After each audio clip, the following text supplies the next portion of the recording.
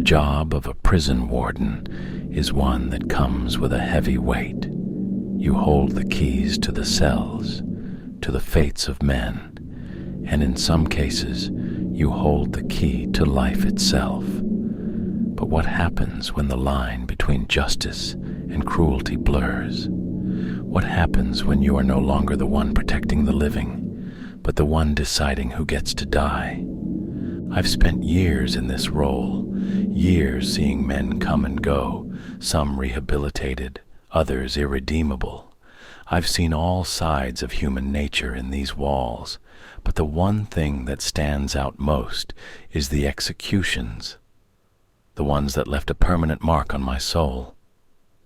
Those nights, the final moments before the trapdoor falls or the needle goes in. Those moments where a life is taken, and you wonder if it was truly your decision to make. I remember my first execution like it was yesterday. I had been a warden for just a few years. I was still new to the gravity of the role, still fresh enough to believe the system worked the way it was supposed to. A man named David, a convicted murderer. He had killed a family in cold blood, and despite his protests, the courts found him guilty. The jury found him guilty. It was supposed to be straightforward, a simple execution. But nothing about that night was simple.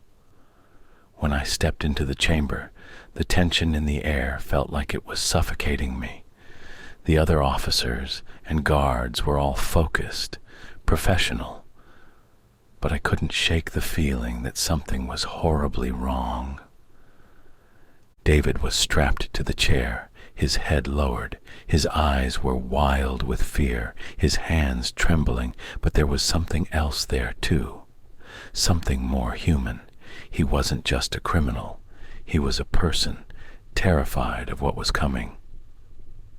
As I walked into that room, I had to remind myself that this was just procedure. But how could I? I'd never seen a man so full of terror, so helpless. The room fell silent. The executioner's hands were steady as he prepared the switch, but my own hands were anything but. My palms were slick with sweat, my heart hammering in my chest. The moment the lever was pulled, the electric current coursed through David's body. The room became a blur of flashing lights, the smell of burnt flesh and ozone filling the air. I watched him twitch, his body jerking in unnatural ways, his eyes wide, unblinking. And then, as quickly as it had begun, it was over. David's body went still. The life drained out of him, leaving nothing but an empty shell. I knew the job was done, but I couldn't shake the image of his face from my mind. I had just watched a man die, and I couldn't help but wonder, was this really justice? Or was it something darker? A few months passed, and I was called to oversee another execution. This time, it was a man named Roger. He had killed a police officer during a robbery. The crime was brutal, senseless, and without remorse. The courts had sentenced him to die, and again, the system had decided. This time, I felt no nervousness, no hesitation. This was the job. But as I walked into the chamber, I saw something that made my stomach churn. Roger wasn't the broken man I had expected. He wasn't terrified like David had been. No, Roger was calm, almost too calm. His eyes were cold, empty, devoid of fear. He looked at me as I walked in, and for a moment, I thought he might speak, but he didn't. He just stared at me, as if he knew what was coming and had already made his peace with it. When the time came, I gave the signal, and the needle was pushed into his arm. The lethal cocktail of drugs flowed into his veins. I stood there, watching as his body slowly shut down, his chest rising and falling with shallow breaths. His face turned pale, and his lips trembled. And yet, his eyes never left mine. It was over. He was gone, but I couldn't shake the feeling that I had just witnessed something much more chilling than just death. I had seen a man who had made peace with his fate, a man who had come to terms with the fact that he was beyond saving. And in that moment, I realized something that I had been avoiding for so long. These executions weren't about justice. They were about something far darker. But it didn't end there. No, there were more men, more executions, each one leaving a scar deeper than the last. The next one I remember was Thomas, a young man who had killed a woman in cold blood.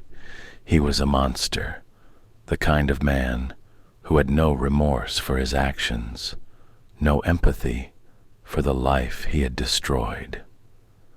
When I walked into the chamber this time, I expected to feel the usual disconnect.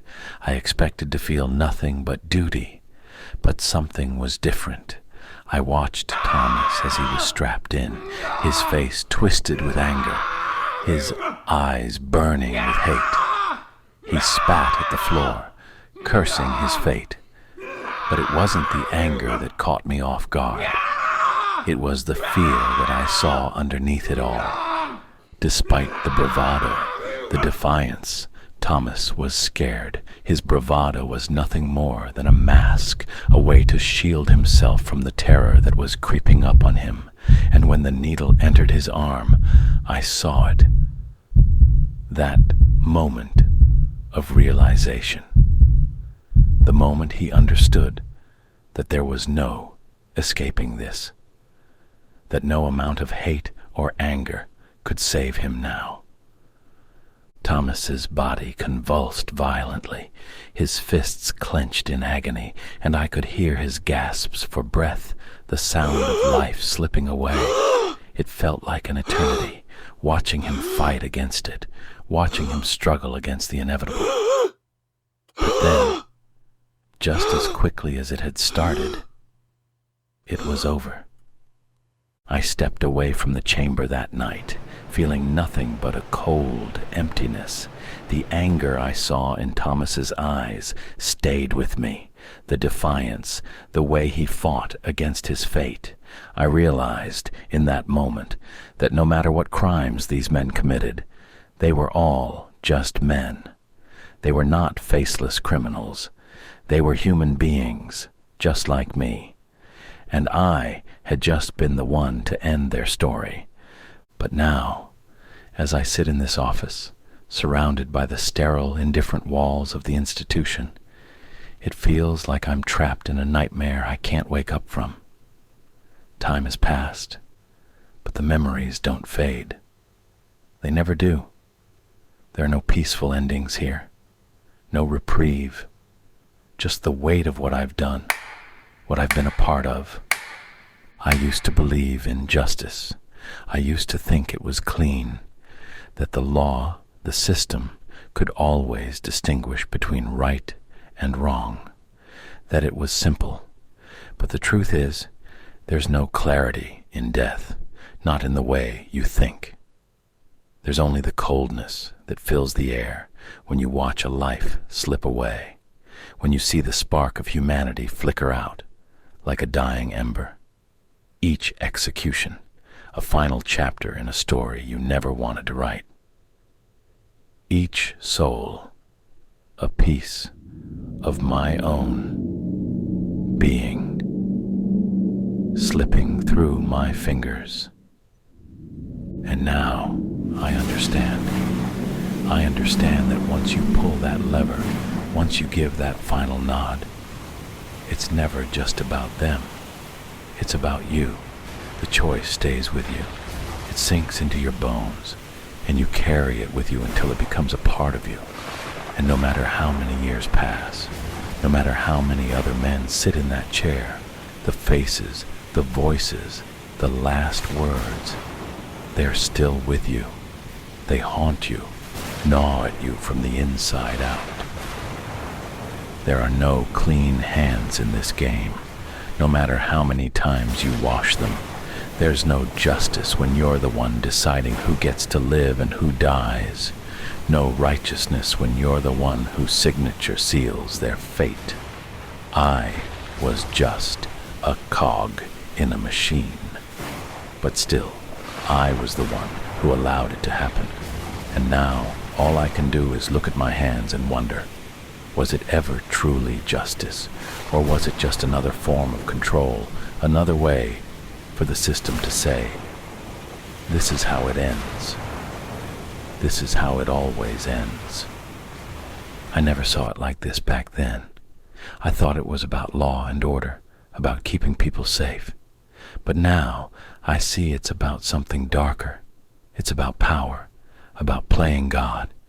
And once you taste that power, once you see the world from that vantage point, you can never go back. You can never unsee the things you've seen, the screams, the silence, the faces of men who thought they could beat it, only to be reduced to nothing more than a name on a piece of paper, an execution date. But more than that, there's the guilt of knowing that I failed them, that I failed to see the humanity in each one of them. We all think we can separate ourselves from the actions we take. We tell ourselves that we're just doing our job. But in the end, you realize it's never just about the job. It's about what you lose along the way. And that is the darkest truth of all.